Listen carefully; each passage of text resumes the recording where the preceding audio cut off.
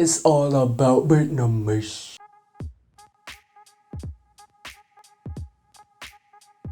Chances are, if you're Vietnamese or just Asian, you probably know who Chuckie Akenz is.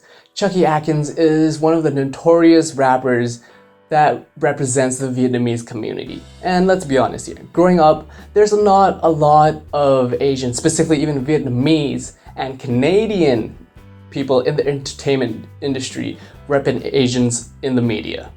And for me growing up, Chuckie Akenz was one of the guys that I looked up to as a kid, because there wasn't a lot of things on TV that I could relate to, besides Dragon Ball Z, Krillin, Trunks, one of them being Goku, but that's not reality to face the facts. Like, if you were actually a fan of Chuckie Akenz, you would know that he grew up with a single mother trying to raise him, and his dad left him at a very young age. And he grew up in the projects of Jane and Finch of low-income government housing. And for me, that's something that I could respect, because growing up, I didn't really have much of a childhood, I would say, because I grew up in a neighborhood where there's a lot of middle class and upper class. And for me, I didn't have a lot of things that the people around me had.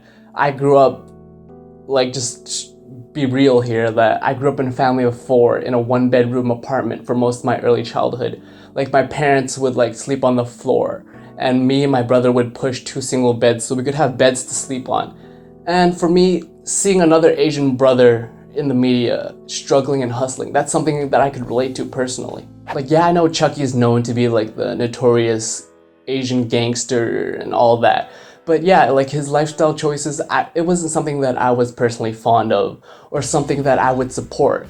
But what I could see in him was that the respect, the hustle that he made, that he's trying to make a name for himself, trying to make nothing into something and try to get out of the hood. And that's something that I could look up to in Chuckie Akenz.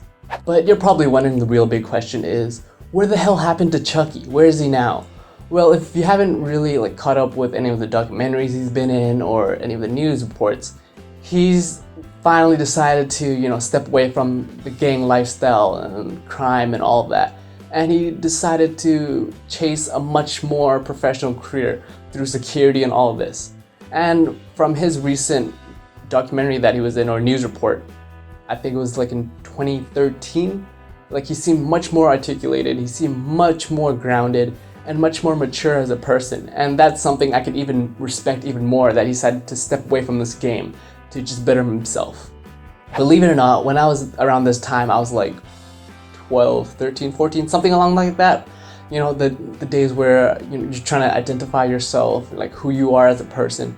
And I remember seeing in this Jane and Finch documentary with Chuckie Akenz in it, I remember him quoting the line of things like DMX and Tupac. And Chuckie said his favorite Tupac line, which eventually became my favorite Tupac line, was in the song Thugs Match. And if you're a hip-hop head, you would know what I'm talking about.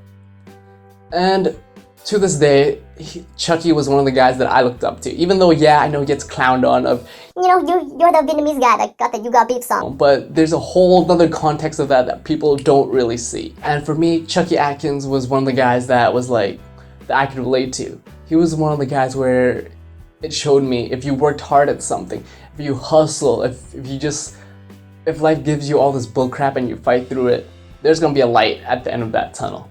And for me, that's Chuckie Akenz. And I'll see y'all in the next one.